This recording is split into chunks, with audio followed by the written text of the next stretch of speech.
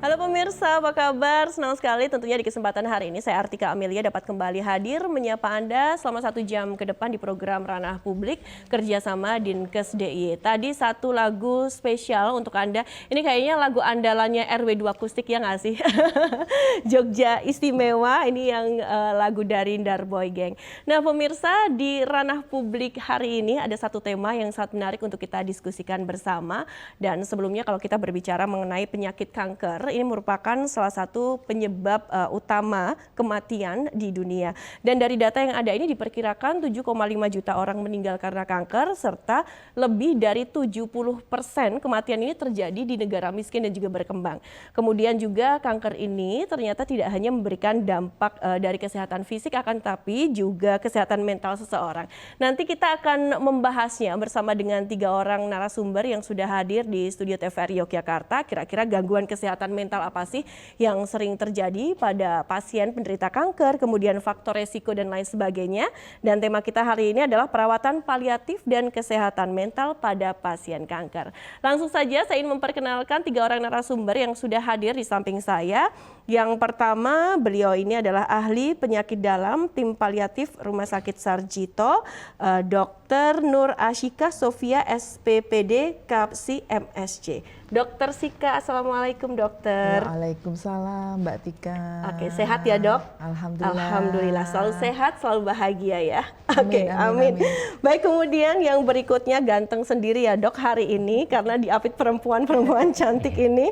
Beliau adalah dokter Rumah Sakit Sarjito, kemudian juga dosen FKKMK UGM, ada Dr. Mohnailul Fahmi, SPOG, subspesialis onkologi. Dr. Fahmi juga sehat? Alhamdulillah Semangat sehat, ya, Mbak Dok. Tika. Semangat, Mbak Oke, Tika. baik. Terima kasih juga atas kehadirannya di sini. Kemudian yang berikutnya, beliau ini adalah Profesor Dr. Anda Yayi Suryo Prabandari MSI PhD, pakar perilaku dan promosi kesehatan, Departemen Perilaku Kesehatan Lingkungan dan Kedokteran Sosial, Fakultas Kedokteran Kesehatan Masyarakat dan Keperawatan UGM.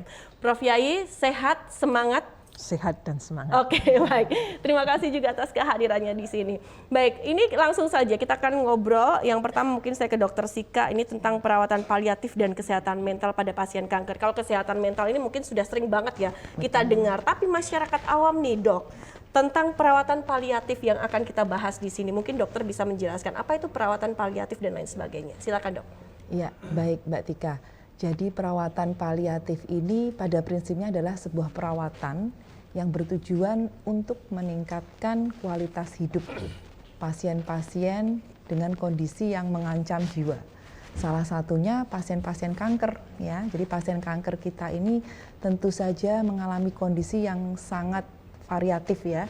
Nah, harapannya perawatan paliatif yang kita berikan nantinya akan mendampingi tentu saja perawatan kuratif istilahnya ya. Jadi ada perawatan paliatif, ada perawatan kuratif.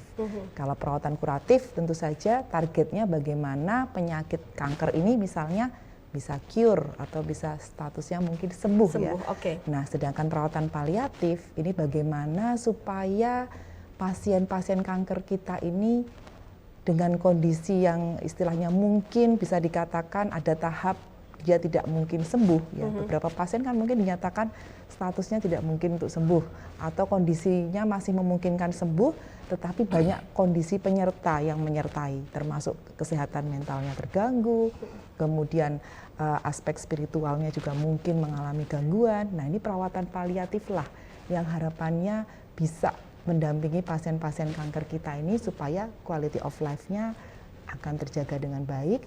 Di samping itu perawatan paliatif tidak hanya fokus ke pasien, tapi juga ke caregiver atau keluarga yang mendampingi pasien kanker. Jadi artinya untuk perawatan kuratif dan juga paliatif ini treatment yang nanti akan diberikan itu berbeda, begitu Dok? Jadi saling kolaborasi mendampingi ya. Ada satu tahap periode kankernya misalnya ya, mungkin perawatan kuratif yang lebih banyak berperan. Ketika mungkin di awal diagnosis kankernya, teman-teman yang istilahnya banyak memberikan perawatan kuratif, dia akan berperan di situ. Tapi seiring berjalannya waktu, ketika mungkin pasien dalam kondisi yang semakin lemah, kemudian istilahnya dari dokter menyatakan, oh ini sudah tahap terminal ya, tahap akhir dari kankernya. Nah, biasanya nanti porsi perawatan paliatif yang akan lebih banyak berperan di situ. Jadi seperti itu. Jadi saling mendampingi. Saling mendampingi. Ya, tapi semua khususnya para pasien untuk yang mengidap kanker seperti itu, mereka ini juga sudah melakukan perawatan paliatif juga, atau ada juga yang belum atau juga belum memahami, hanya mengikuti yang atau kuratif itu saja nih Dok? Ya, sebenarnya mungkin perawatan paliatifnya sudah mulai dapat pasien-pasien kita ini, hanya tidak banyak disampaikan atau pasien dan keluarga mungkin belum terlalu paham bahwa mereka ini sebenarnya sudah mulai mendapatkan beberapa item dari perawatan paliatif. Ya, hanya yang sering terkenal itu kalau perawatan paliatif itu dikatakan kalau sudah nggak bisa diapa-apakan, ya itu yang mitos-mitos yang beredar di luar itu paradigmanya adalah kalau sudah dikatakan perawatan paliatif berarti kankernya sudah tidak bisa diapa-apakan, jadi sudah tinggal menunggu waktu. Nah, padahal faktanya tidak selalu seperti itu. Jadi saat awal pasien kanker ini terdiagnosis, perawatan paliatif porsinya sudah mulai bisa dimulai ke pasien. Nah, hanya memang mungkin di saat akhir hayat, mendekati akhir hayat pasien, nah biasanya porsi perawatan paliatif yang akan jauh lebih banyak dibandingkan perawatan kuratifnya. Oke, baik. Terima kasih Dokter Sika. Ini satu gambaran terlebih dahulu untuk Anda pemirsa, prolognya dari Dokter Sika. Saya langsung ke Dokter Fahmi. Dokter Fahmi, kalau kita ngomongin tentang kanker juga ini khususnya pada perempuan, perempuan itu kayaknya kok rentan sekali terhadap penyakit ini. Jadi kadang menjadi satu momok tersendiri untuk kita sebagai seorang perempuan. Bisa dijelaskan, Dok? Ya, mungkin karena ini ya, kalau perempuan itu kansernya itu pada bagian-bagian memang sering tumbuh gitu ya. Misalkan kita anggap payudara. Jadi kanser itu terjadi akibat pertumbuhan yang abnormal. Di payudara itu sel-selnya gampang tuh tumbuh. Nah, sel tumbuh itu nanti ada yang ngatur gen-gennya. Nah, terjadilah kalau dia memperbanyak diri, itu ada gen yang ngatur lagi, memperbanyak diri lagi. Itu juga sama pada selain payudara itu di bawah misalkan ya, menstruasi itu kan terjadi tiap bulan tuh. Kemudian ovarium, dia mengeluarkan ovulasi, mengeluarkan sel telur juga tiap bulan, sehingga dia cepat tumbuh. Nah, ketika pertumbuhannya itu terganggu, maka ada sel atau ada gen-gen yang dia terganggu juga di situ. Nah, akumulasi dari itu akhirnya menjadi pertumbuhan yang nggak normal. Akhirnya menjadi cancer itu gitu. Oke, penyebab utamanya apa sih, Dok? Apakah memang gaya hidup kita seperti itu, kemudian faktor genetika itu juga bisa menjadi salah satu faktor juga, atau bagaimana? Ya, jadi kalau kita lihat penyebab yang awal pastinya mutasi DNA. Jadi ada DNA yang berubah, bagian terkecil dari selnya berubah tuh. Nah, itu faktor resikonya banyak, bisa disebabkan karena virus, gaya hidup, radiasi, makanan, kimia, dan lain-lain yang multifaktorial. Jadi banyak penyebab yang kita nggak bisa tahu, nggak bisa tahu tuh kayak misalkan TBC langsung ada tuberkulosisnya, ada kumannya. Tapi kalau cancer tuh agak sulit karena banyak faktor yang mempengaruhi di situ gitu. Jadi gennya pun nggak cuma satu biasanya, banyak yang mutasinya itu banyak yang ini, nggak cuma satu gen gitu. Oke, kalau di Indonesia sendiri kan yang pertama itu kanker payudara, yang kedua adalah kanker serviks. Nah, ini kan juga paling berbahaya juga nih, bisa dikatakan seperti itu. Kenapa ini, Dok? Apakah memang kurang pemahaman juga terhadap kanker ini, khususnya untuk wanita nih? Ya, sebetulnya kanker serviks itu gampang ya, sebetulnya di atas itu gampang. Jadi ada cancer yang memang ada namanya deteksi dini. Nah, payudara dan kanker serviks itu ada tempatnya untuk deteksi dini. Tapi kenapa nggak dilakukan ya? Tadi karena perilaku tadi. Jadi sebetulnya kalau kita deteksi dini, rajin, kemudian imunisasi HPV, itu bisa kok nggak sampai terjadi kanker serviks. Kita menemukannya sebelum terjadinya kanker serviks gitu. Jadi ada masa di mana kita bisa menjalani screening atau deteksi dini tadi, yaitu masa lesi prekanker. Itu ada di kanker serviks gitu. Dan itu nggak semua ada di kanker itu gitu. Ovarium nggak ada tuh, lesi prekanker ovarium tuh nggak ada. Tapi di serviks ada, harusnya kita bisa melakukan itu. Baik. Terima kasih, Dok. Kadang tuh kita juga gini, perempuan ketakutan kalau harus vaksin HPV, kemudian pap smear dan lain sebagainya. Tapi nanti akan kita bahas. Saya ke Prof Yai terlebih dahulu.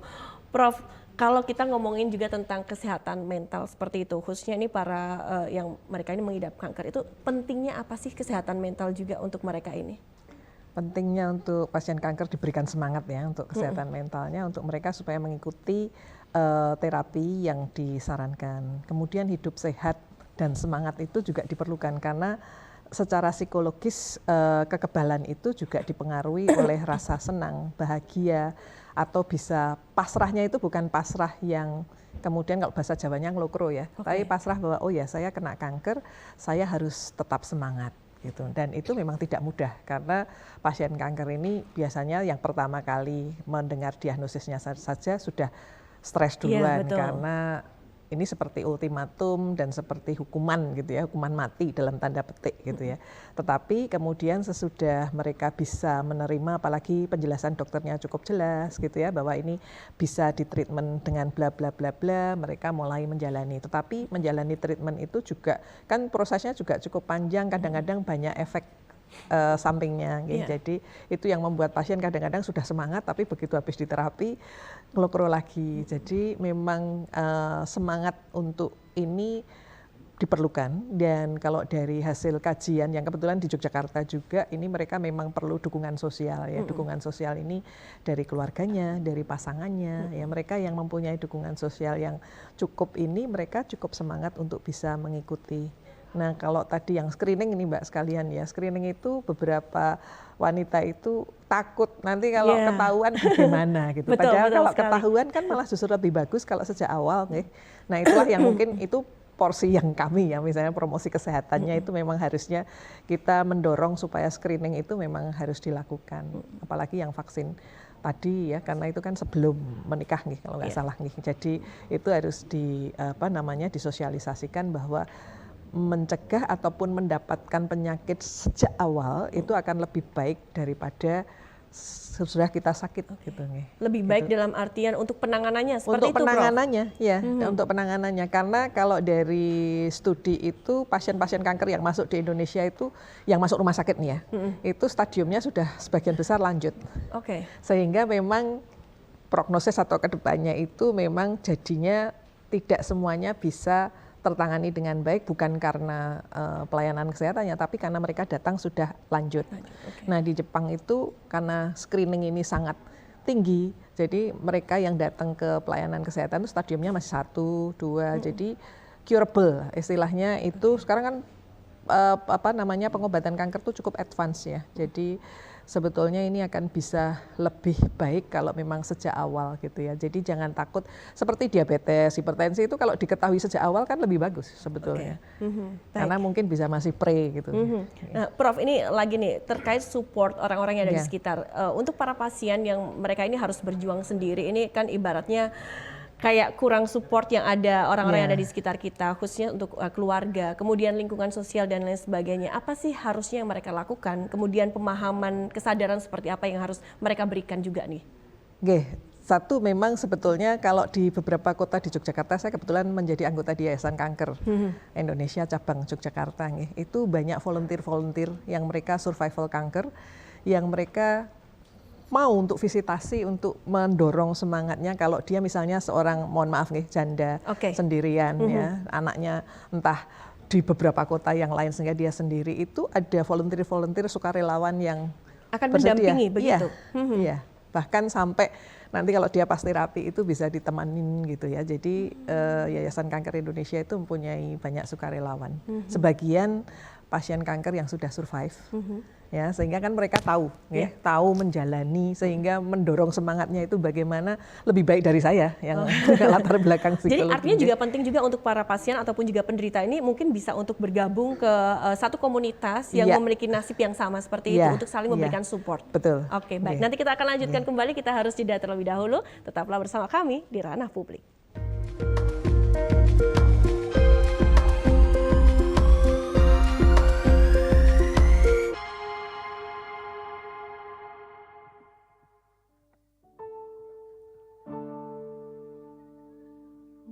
Yo sing full senyum sayang, biar aku saya tambah sayang. Rasa pusing-pusing, kendang dandan, ayo kita healing.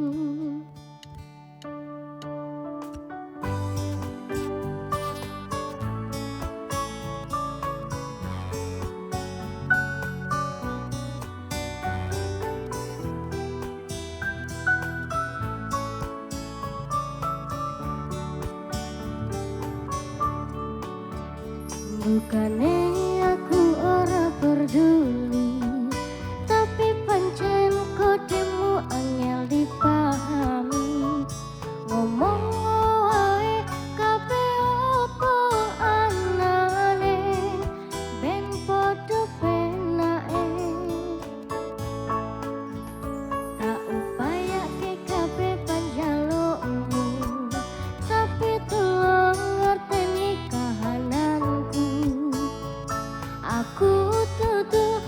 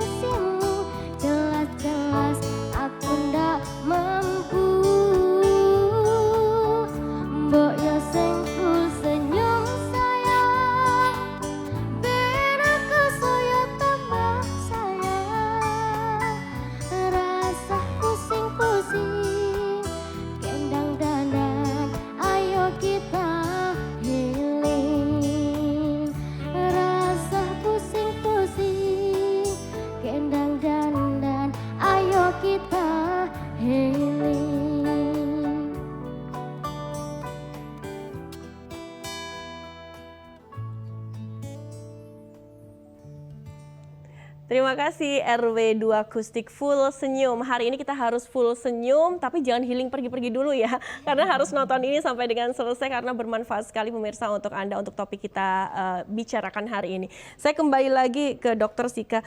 Dokter, kalau kegiatan apa saja nih dok yang bisa dilakukan? Ini khususnya untuk perawatan paliatif. Apakah memang kayak semacam terapi, ini saya sempat baca-baca ada terapi musik, terapi seni, dan lain sebagainya. Itu apakah memang baik untuk dilakukan? Dan ngefek gitu loh dok? Iya. Jadi pasien-pasien paliatif itu kan banyak mengalami keluhan-keluhan fisik. Dan keluhan-keluhan fisik seperti nyeri itu kan salah satu keluhan yang paling sering ya. Mungkin hitungannya pasien-pasien kanker nih nyerinya kadang-kadang kan sulit banget dikontrol. Bahkan dengan obat-obatan yang sudah diberikan oleh para dokter. Oke, dan maaf, nyerinya tuh nyeri banget dok? Iya, terutama kalau memang kankernya ini masih istilahnya tumornya masih ada, yaitu sumber nyeri kan ya. Nah, kita mungkin dari dokter sudah memberikan terapi nyeri yang sudah optimal. Nah, harapannya kita perlu juga treatment-treatment lain yang bukan obat ya istilahnya, untuk supaya pasien kita ini lebih nyaman. Paling tidak nyerinya mungkin bisa sedikit teralihkan.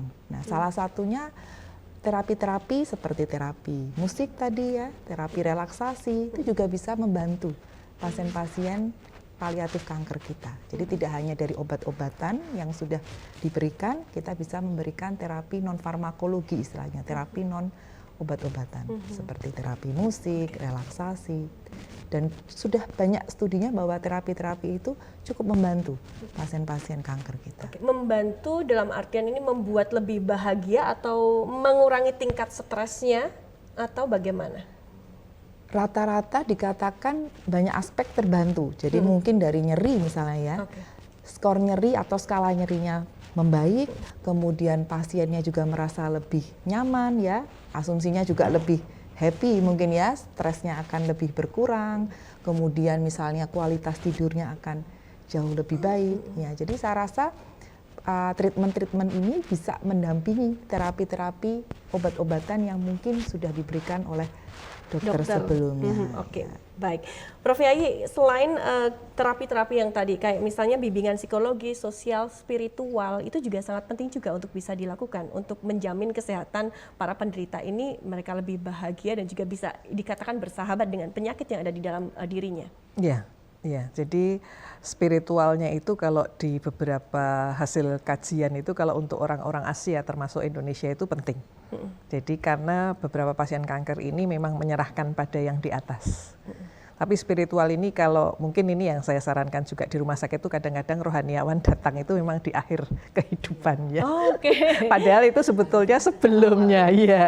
Pada saat paliatif itu kan untuk dia semangat itu loh kan, yang di atas itu kan seneng kalau orang berusaha gitu. Saya kira agama manapun iya seperti itu nggih. Jadi diperlukan dan memang tadi selain terapi seni ataupun kita kalau di psikologi bilangnya adalah ekspresif terapi, karena itu bisa dengan seni, bisa dengan drama. Seninya kan bisa macam-macam, dan itu memang ada efeknya dan hasil kajian. Tapi juga ada beberapa yang tadi supaya mengalihkan tadi ya dengan ada intervensi psikologi juga, ada istilahnya itu ada mindfulness, ada cognitive behavior therapy, gitu ya, yang bisa diberikan pada pasien kanker yang memang memerlukan untuk itu, sehingga dia bisa berdamai dengan keadaannya, dan kalau dia berdamai harapannya itu dia menerima dan kemudian dia semangat tadi.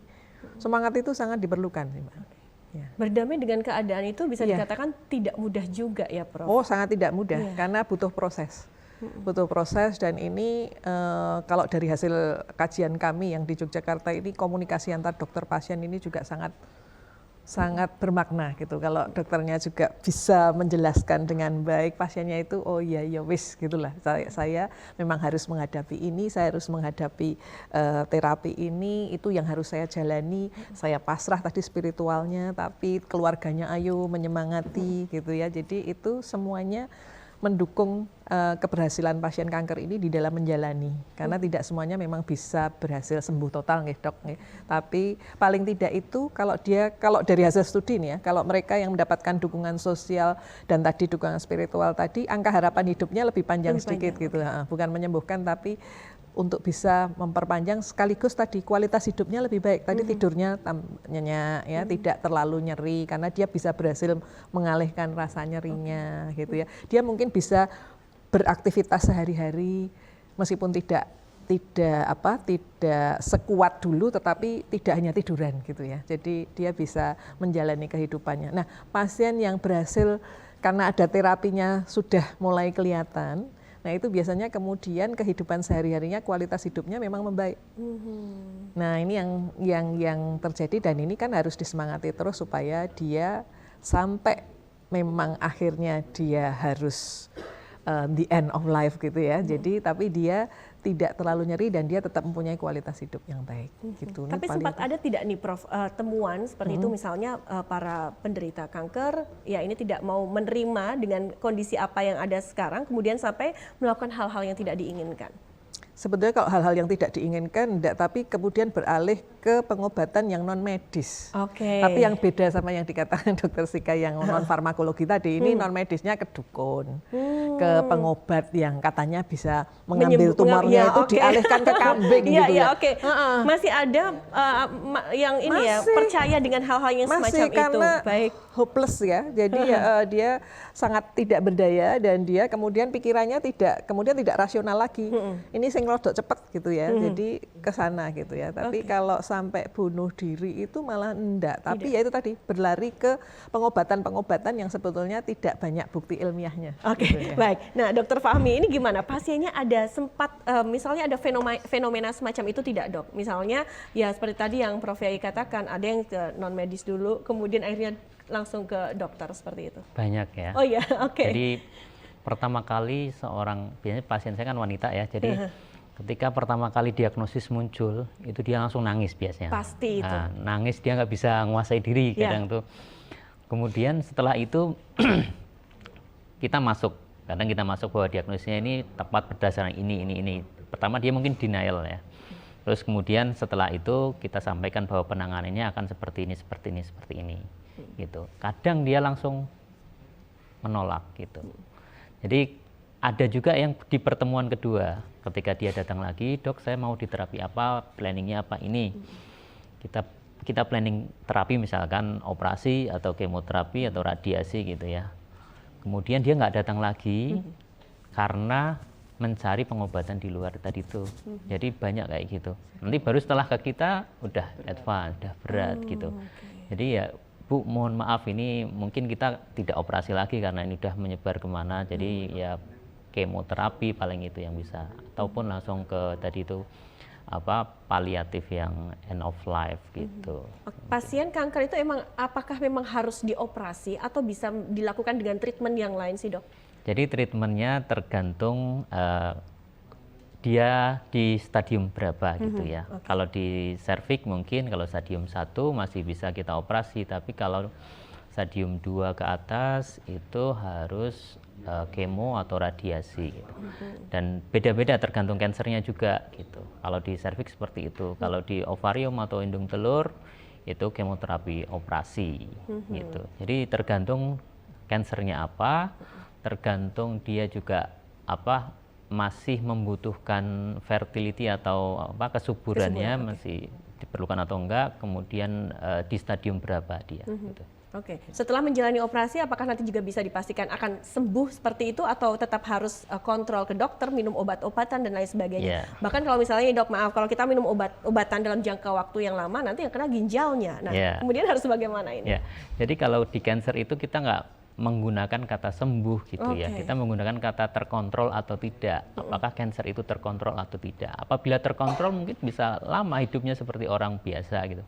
Serviks misalnya stadium 3 pun kan sekarang advance radiasi, kemoterapi, ada juga terapi targeted terapi itu masih sangat mungkin gitu. Jadi kita nggak ngomong itu tadi bisa sembuh atau enggak, tapi terkontrol atau enggak. Kalau terkontrol dia bisa hidup seperti layaknya orang lain gitu. Tapi dengan mengkonsumsi obat-obatan seperti itu sampai dengan jangka waktu kita tidak tahu sampai kapan. Iya, kita kalau serviks kan udah selesai itu aja, tapi nggak ada terapi, ini hanya evaluasi. Nah, kadang kita pas awal itu kita harus jelaskan tuh di situ bahwa mungkin muncul efek samping dari terapi kita. Jadi gangguan kesehatan pada pasien kanker itu tidak hanya disebabkan oleh penyakitnya saja gitu, tapi juga bisa disebabkan oleh efek dari terapi, baik itu kemoterapi, radioterapi ataupun operasi.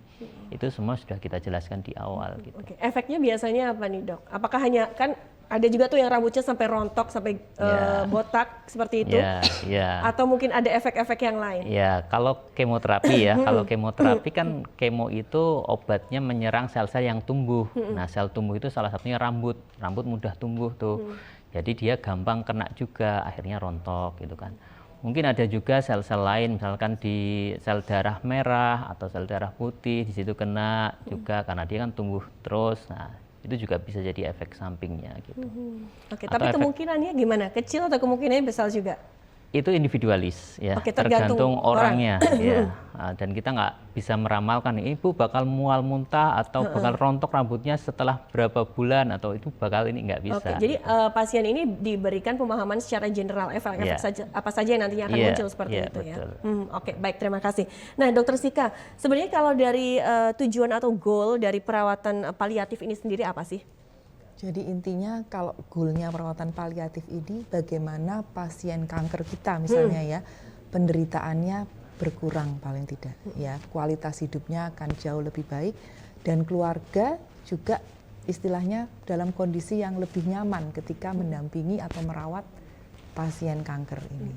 Ya, jadi itulah goal yang kita harapkan dari perawatan paliatif kita. Jadi tidak hanya untuk pasien tapi juga untuk keluarga atau caregivernya seperti itu. Oke, biasanya keluarganya mereka juga akan mendapatkan apa pemahaman-pemahaman juga seperti itu atau bagaimana yang akan dilakukan nih? Ya, jadi keluarga tentu saja juga akan mendapatkan istilahnya ini ya, pemahaman, terutama pemahaman tentang bagaimana sakitnya pasien ini. Ya, kadang-kadang kan keluarga juga belum dapat pemahaman yang detail. Nah, tugas kita untuk menyampaikan ya, termasuk nantinya ada mungkin komunikasi yang kurang baik antara pasien dengan keluarga. Nah, ini kita berusaha nanti istilahnya men-screening ya, atau ini ada problem komunikasi nih antara pasien dengan keluarga. Nah, ini harapannya di perawatan paliatif problem itu bisa selesai. Artinya tidak ada lagi problem komunikasi. Kemudian juga tugas kita di paliatif, terutama kalau misalnya pasien-pasiennya ini sudah mendekati akhir hayat ya. Mendekati end of life ya. Tugas kita berubah dari awalnya kita ingin pasien kita ini mendapatkan quality of life yang baik. Nah, kita ubah menjadi bagaimana pasien kita ini walaupun nantinya akan meninggal mendapatkan kualitas meninggal yang terbaik. Ada ciri-ciri yang bisa kita lihat kalau bagaimana pasien ini nantinya akan menuju end of life-nya itu? Ya, jadi istilahnya bagaimana pasien kita ini nanti meninggal dalam kondisi yang bermartabat ya, dying in dignity kalau di buku-buku itu menyebutnya seperti itu. Jadi salah satunya kondisinya penderitaannya berkurang, jadi misalnya ada nyeri, paling tidak nyerinya terkontrol, kemudian pasien kita ini akan meninggal, bisa meninggal didampingi oleh keluarga besar ya, dalam kondisi yang mungkin sempat mengucapkan selamat tinggal dan kemudian juga sempat memberikan semacam wasiat atau pesan-pesan dan masalah-masalah yang mungkin belum selesai. Harapannya ketika pasien kita ini meninggal, masalah-masalah yang belum selesai ini bisa selesai dengan baik dan pasien bisa meninggal dalam kondisi yang paling nyaman, bermartabat seperti Jadi itu. Keberadaan keluarga di sekitar pasien itu juga sangat penting sekali ya, Betul, memberikan penting support sekali, seperti ya, itu. betul, Dan ya. harus mendampingi kapanpun juga. Ya, idealnya pasien kita ini ketika meninggal pun ya dikelilingi oleh keluarga terdekat ya, dan kemudian kalau misalnya kita yang muslim, kalau misalnya pasiennya tidak mungkin talqin ya, nah dibantu oleh keluarga terdekat untuk talqin yang terakhir seperti itu. Jadi merinding nih kalau ya itulah salah satu aspek kalau kita bicara perawatan paliatif sampai yang akhir kehidupan. Jadi good quality of death. Jadi di samping good quality of life, kalau pasiennya mendekati akhir hayat, bagaimana kualitas meninggal ini tetap terbaik seperti itu. Oke, baik. Prof Yai, bagaimana ini Prof? Kalau keluarga terkadang kan ada yang menolak juga, misalnya mau merawat dan lain sebagainya. Terkadang juga mungkin anggota keluarga ada yang sibuk dan lain sebagainya. Seorang pasien kanker ini juga harus berjuang dengan dirinya sendiri. Apa yang harus dikuatkan dan juga apa yang harus ia lakukan? Ya, tadi kan sudah dicerangkan oleh Dr. Sika, kalau memang di daerahnya ada pelayanan paliatif itu akan dibantu. Bagaimana dia berkomunikasi dengan keluarganya. Mungkin kalau keluarganya terdekat tidak ada, ya keluarga yang Indonesia kan keluarga besar, jadi barangkali itu juga bisa. Atau tadi Yayasan Kanker kalau memang ada di kota itu bisa juga membantu, karena di beberapa tempat, kalau di Yogyakarta jelas ada ini rumah singgahnya, jadi bisa di sana, dan ada tadi sukarelawan yang ada di sana. Tetapi ini juga penguatan pada yang bersangkutan ini juga diperlukan juga gitu ya, karena ada juga yang mandiri. Dari salah satu yang kami wawancara itu, beliau tinggal sendiri, tapi beliau ini punya tetangga-tetangga yang baik gitu ya. Jadi kita kan ya juga orang Indonesia ini kan kebetulan di beberapa tempat masih lah gitu ya. Jadi tetangga itu masih juga ikut care dengan tetangganya gitu ya. Sehingga ini juga bisa, kalau dari sisi komunitas mungkin ini bisa dibangun desa tanggap, karena sekarang sudah ada desa tanggap jiwa. Jadi ini juga bisa desa tanggap untuk prolanis yang mereka yang sebetulnya penyakit kronis termasuk di kanker ini. Ya, jadi sehingga saling take care dengan satu sama lain ya, karena kita kan juga gotong royong itu masih ada gitu ya. Jadi ya mungkin ini malah saya dapat ide gitu ya. Karena sementara ini yang sudah dibangun desa tanggap jiwa, saya kebetulan bekerja di bidang rokok ya, pengendalian rokok itu sudah ada rumah bebas asap rokok, dan ini satu deklarasi satu kampung sendiri ya. Tapi kalau memang ada beberapa orang yang ternyata sakit kanker dan tinggal sendiri, nah ini kan yang memang perlu dukungan dari beberapa lingkungan sekitar. Tantangan terbesarnya apa sih, Dok? Prof, nanti kita akan jawab ya, tapi kita harus jeda terlebih dahulu. Tetaplah bersama kami di Ranah Publik.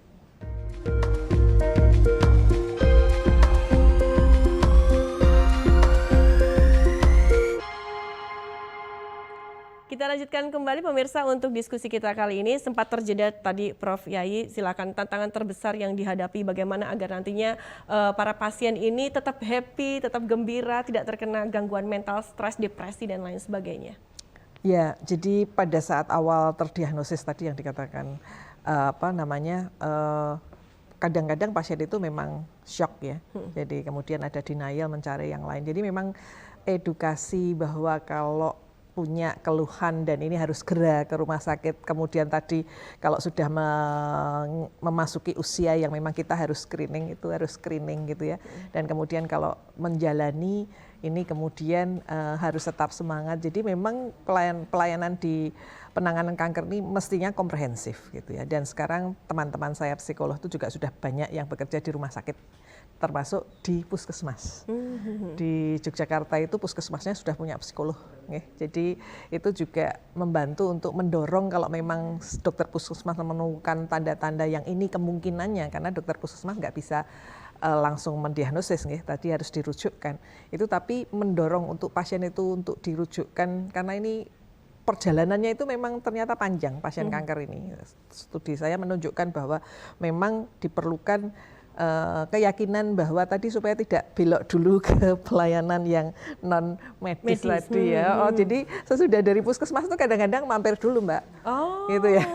Mampir dulu, nanti baru, nah makanya baru ditangani sesudah diagnosisnya ya, maksudnya keadaannya itu sudah agak buruk gitu ya. Jadi ada yang memang ke rumah sakit, tapi tadi betul sudah diberitahu dokter, sudah didiagnosis, tapi nggak balik lagi. Nah, jadi memang pemahaman masyarakat kita tentang kanker ini memang ini ya salah satu tugas Yayasan Kanker juga, termasuk juga di bagian saya, di bagian promosi kesehatan, bahwa untuk mensosialisasikan bahwa jangan takut untuk pergi ke pelayanan kesehatan.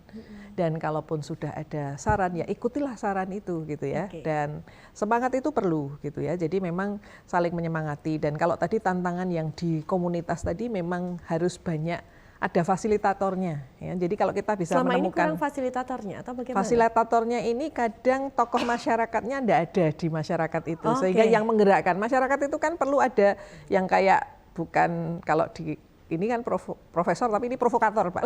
Provokator tapi yang positif gitu ya. Yang mengajak masyarakat tuh ya kita tuh harus peduli dengan sekitarnya. Dulu kan ada desa siaga, kemudian ada desa tanggap jiwa tadi. Jadi itu memang diperlukan untuk saling menyemangati gitu ya. Kemudian juga tadi melihat itu. Tapi saya dari sisi pendidikan ini kami di Fakultas Kedokteran kebetulan juga punya satu program yang mahasiswanya kita kirim ke masyarakat.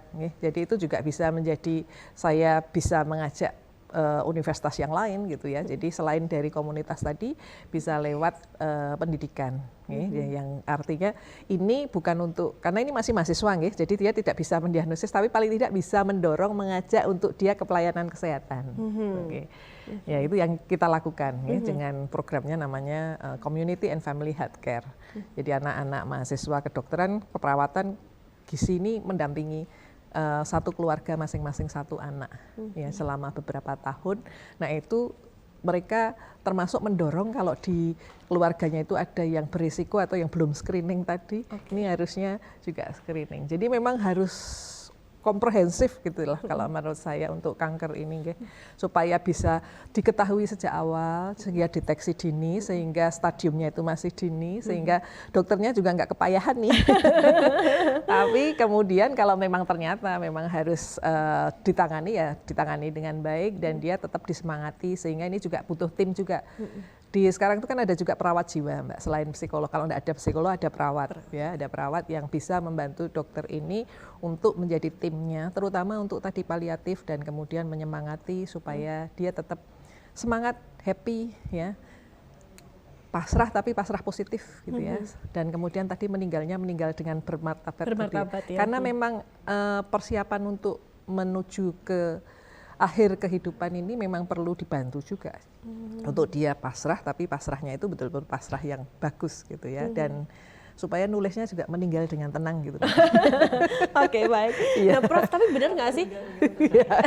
Ini kalau kita ngomongin sedikit tentang kesehatan mental lagi nih, pasien muda nih, perempuan yang terkena kanker ini juga mereka ini lebih rentan juga terkena kesehatan mental ini, yang muda-muda gitu. Iya, karena kalau yang muda-muda itu misalnya ya, taruhlah payudara, Mbak, dia harus dilakukan salah satu harus hilang. Kan itu kan bagian dari yang biasanya memang secara citra diri itu kan kemudian berkurang. Kanker serviks misalnya, dia terpaksa mungkin dalam berhubungan seksual dia ada kesulitan beberapa saat gitu ya. Dia kan tidak bisa kemudian menemani suaminya atau kemudian menjalani kehidupan yang sebagai wanitanya. Wanita gitu seutuhnya gitu ya. Ya. Wanita seutuhnya karena dua barang itu ya, dua organ itu kan memang yang betul-betul vital pada wanita ya. Sehingga kalau itu terkena sesuatu itu sangat berarti banget. Gitu ya. Jadi ya memang lebih rentan. Tapi sebetulnya karena usia mudanya, sebetulnya kalau mendapatkan penanganan yang bagus, komprehensif, saya kira untuk bangkitnya itu akan lebih bisa diharapkan gitu. Oke, baik, terima kasih Prof Yayi.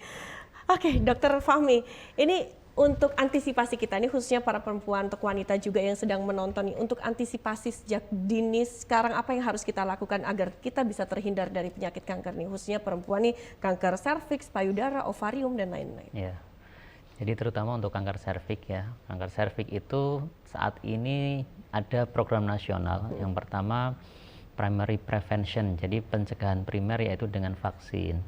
Vaksin HPV itu pada usia 11 tahun dia kelas 5 SD, kemudian diulang saat kelas 6. Katanya tahun depan digratiskan ya, 2024 ya, itu sudah jadi program nasional gitu kan.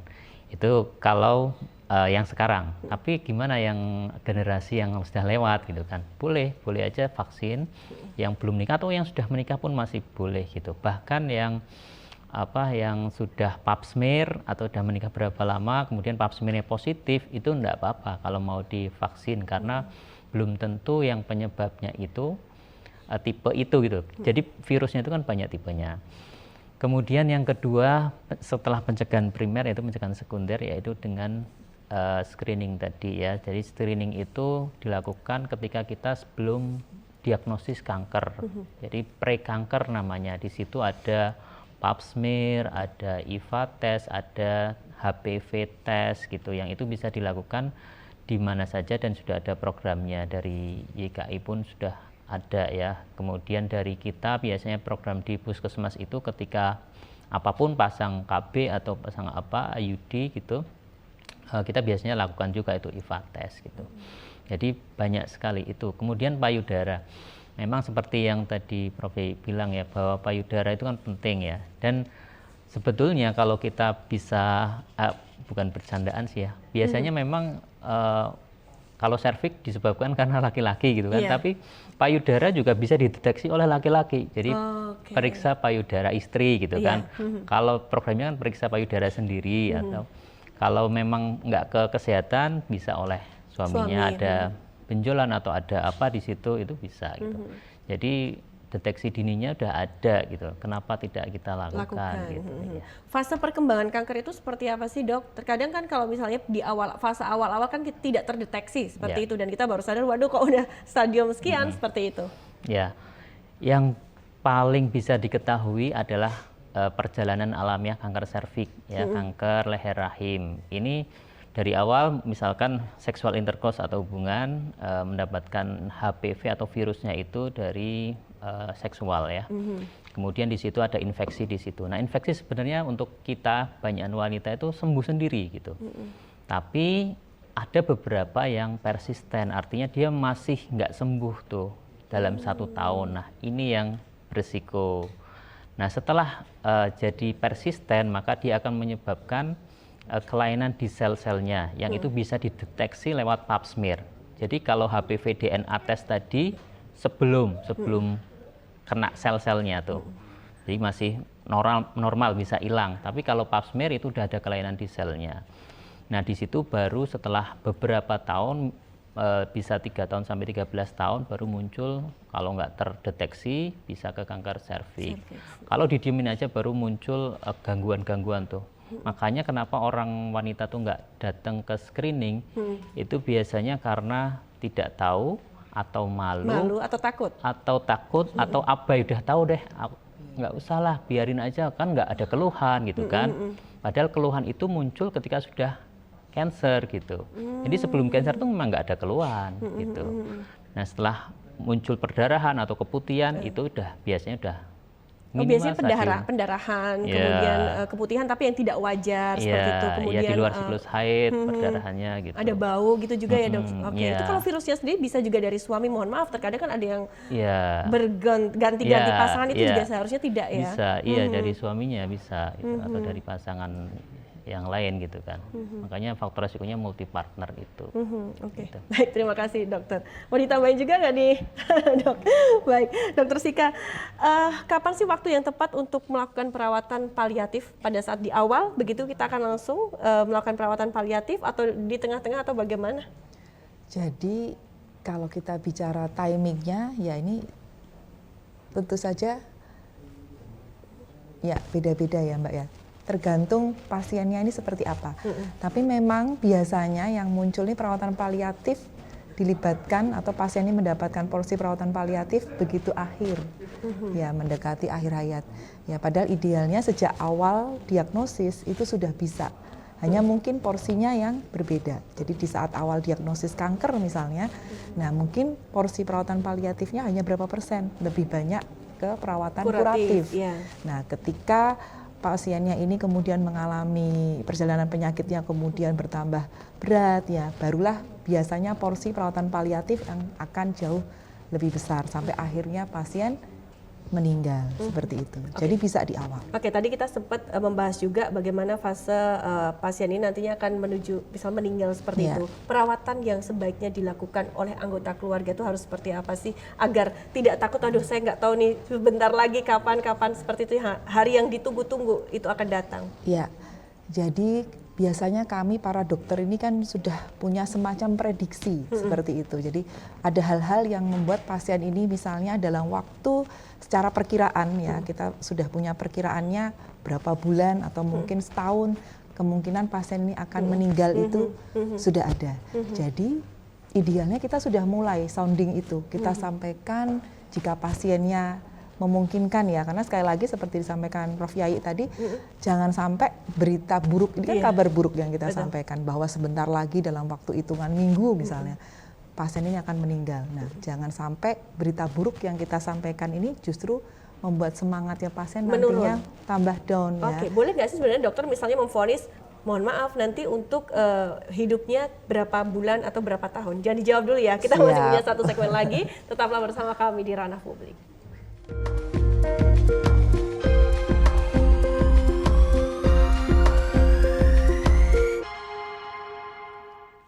Terima kasih pemirsa, Anda masih bersama kami di Ranah Publik kerjasama Dinkes DIY, dan kita masih bersama dengan 3 orang narasumber berbicara terkait perawatan paliatif dan kesehatan mental pada pasien kanker. Saya ke Dokter Sika kembali. Dokter, boleh nggak kalau misalnya ada seorang dokter yang mengatakan pada pasien seperti tadi masa hidupnya tinggal sekian bulan atau sekian tahun. Menurut etika kedokteran harusnya tidak boleh.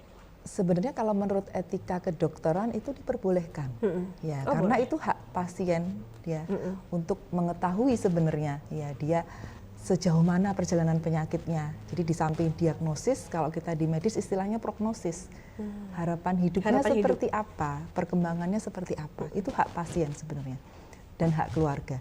Tapi memang di kita belum tentu hal-hal seperti itu dianggap wajar ya atau lazim ya, bahkan mungkin sebagian menganggap ini tabu kalau kita menyampaikan bahwa kemungkinan dalam waktu berapa bulan ini pasien akan meninggal ya. Jadi seolah-olah kita para medis ini ya urusannya ya menyembuhkan, tapi tidak membicarakan kapan pasien ini akan meninggal. Itu ranah yang lain seperti betul. itu. Tapi sebenarnya kita dari tim medis itu sebenarnya punya semacam perkiraan. Jadi dari kondisi pasien kita ini, kita punya, misalnya pasiennya dalam kondisi saat akhir-akhir ini cenderung kesadarannya menurun, cenderung gampang ngantuk, dibangunkan sulit. Nah ini biasanya penanda bahwa kemungkinan mendekati akhir hayat Jadi berapa artinya waktu ada itu ciri-cirinya besar. juga ya, Dok? Ada, jadi ada beberapa ciri Yang terlihat secara detail apa? Ya salah satunya misalnya kalau pasien kanker kita ini mulai mengalami kondisi kesadarannya sering menurun ya. Kemudian sering mengalami kondisi sesak nafas yang tidak bisa disembuhkan dengan mudah ya. Kemudian makannya, nutrisinya, kalau pasiennya yang mungkin awalnya makannya cukup baik, nah misalnya berapa bulan terakhir kondisi makannya berubah jadi tidak mau makan atau misalnya cenderung hanya sedikit-sedikit ya dengan penyebab yang tidak jelas. Nah ini biasanya penanda bahwa mungkin pasien kita ini perjalanannya sudah tambah dekat. Okay. Ya seperti itu. Jadi ada beberapa parameter yang kita bisa gunakan sebagai penanda. Nah biasanya kita akan meng-cross check baik ke pasien maupun keluarga. Ya kadang keluarga itu tidak mau pasiennya diberitahu. Ada yang seperti itu. Jadi cukup kami dok ya mungkin yang tahu bahwa pasien ini dalam waktu berapa saat akan meninggal ya. Biar kami yang menyiapkan. Tapi pasien tidak perlu tahu. Cukup tahu mungkin sakitnya A misalnya. Nah, ini kita menghargai. Ya, istilahnya privacy dari pasien dan keluarga. Nah, tentu saja kita tetap berusaha menyiapkan bagaimana nantinya pasien kita ini yang akan meninggal tetap mendapatkan hak-haknya yang terbaik dalam kondisi meninggal yang bermartabat. Yaitu saya sampaikan tadi, seperti misalnya bisa didampingi keluarga ketika meninggal, di tempat yang diinginkan ya oleh pasien. Ada pasien yang mungkin semacam kayak ngasih sign ya, saya nanti kalau kondisi saya jelek, saya meninggal, saya tidak mau di rumah sakit. Ada yang seperti itu. Ada satu permintaan apa Ya, begitu ya? jadi kita memfasilitasi itu. Berarti tugas kita bagaimana keluarga ini mampu merawat pasien sampai akhir hayatnya di rumah. Ya, jadi bagaimana kita fasilitasi keluarga supaya bisa pasien kita yang akan meninggal nanti mendapatkan haknya, tempat ternyamannya di rumah. Seperti itu. Baik, terima kasih Dokter Sika. Ini mungkin karena waktunya sangat terbatas sekali, saya langsung ke Prof Yayi, nanti disambung dengan closing statement ya Prof. Nah Prof, sebenarnya baiknya itu seperti apa sih kalau misalnya untuk penderita ini, apakah ia tuh harus mengetahui masa hidupnya tinggal berapa lagi atau bagaimana dari sisi psikologis, dan plus kalian dengan closing statement, silahkan. Ya. Kalau dari hasil bacaan saya sama studi kami di Jogja ini memang sebetulnya tadi seperti dikatakan Dr. Sika, artinya keluarga yang lebih menginginkan kejujuran dari dokternya kira-kira berapa lama gitu. Memang untuk memprediksi itu kan juga tidak mudah, itu kan juga probabilitas. Cuma memang pasien ini perlu memang disemangati Dan kemudian pelan-pelan tadi disiapkan tadi ya untuk yang meninggal bermartabat tadi kalau memang waktunya sudah tidak lama gitu ya. Tetapi memang itu perbedaannya pasien di sini dengan pasien di Belanda. Waktu saya wawancara yang dokter senior di Jogja ini, beliau pernah kerja di Belanda. Kalau pasien di sana begitu tahu kanker menanyakan berapa lama waktu saya. Pertanyaan itu tidak pernah muncul di sini. Tidak pernah muncul di sini. Karena masih pasrah pada yang di atas. Dokternya pun waktu kita tanya, kita itu kayak ngalang-ngalai yang di atas. Kalau kita ngomong ini tinggal berapa lama. Kalau di Belanda itu adalah hal yang wajar. Ada yang wajar, meskipun juga tidak eksak. Berapa lama, tapi kira-kira yang kalau dengan keadaan seperti ini di pasien yang lalu adalah seperti ini. Gitu. Jadi kalau menurut saya kalau untuk kanker ini ya memang paling baik itu mencegah. Artinya kalau kita tahu tadi beberapa faktor risiko yang ada, itu kita harusnya menjalani itu dan kemudian hidup sehat ini juga diperlukan meskipun nanti sudah sakit. Saya kebetulan punya satu penelitian pada kanker payudara ditambah dengan olahraga ringan. Dan ini ternyata memperbaiki kualitas hidupnya. Jadi saya kira dan kemudian pola makannya juga mesti harus diubah juga gitu ya. Kalau kita memang sudah berusia yang mungkin di faktor risiko tadi supaya kita bisa paling tidak tercegah untuk itu. Dan kalaupun kena ya kita screening gitu ya. Jadi saya kira pemeriksaan kesehatan germas itu penting. Gerakan masyarakat hidup sehat itu kan banyak makan sayur dan buah, olahraga minimal 150 menit per hari dan secara rutin pemeriksaan kesehatan. Baik, terima kasih Prof. Mungkin langsung ke Dr. Fahmi, singkat saja closing statement-nya. Ya mungkin setiap wanita yang sudah hubungan seksual ya itu harus screening ya. Sebelum menikah itu kita bisa vaksin, tapi kalau setelah menikah wajib screening. Baik, terima kasih Dr. Sika, silakan. Ya. Jadi dengan perawatan paliatif ini harapannya pasien kita bisa mendapatkan care atau pelayanan yang terbaik sejak awal diagnosis kankernya bahkan sampai akhir hayatnya. Baik, terima kasih Dr. Sika, Dr. Fahmi, dan juga Prof. Yayi yang sudah hadir di Studio TVRI Yogyakarta. Semoga untuk diskusi kita ini juga bisa bermanfaat untuk Anda pemirsa. Dan kita tentunya memberikan pemahaman juga bahwa mari kita bersama-sama hidup sehat, mencegah ini lebih baik daripada mengobati. Ada satu lagu terakhir untuk menutup perjumpaan kita di ranah publik kali ini dari RW2 Akustik dengan Melukis Senja, lagu dari Budi Doremi. Saya Artika Amelia pamit, sampai jumpa.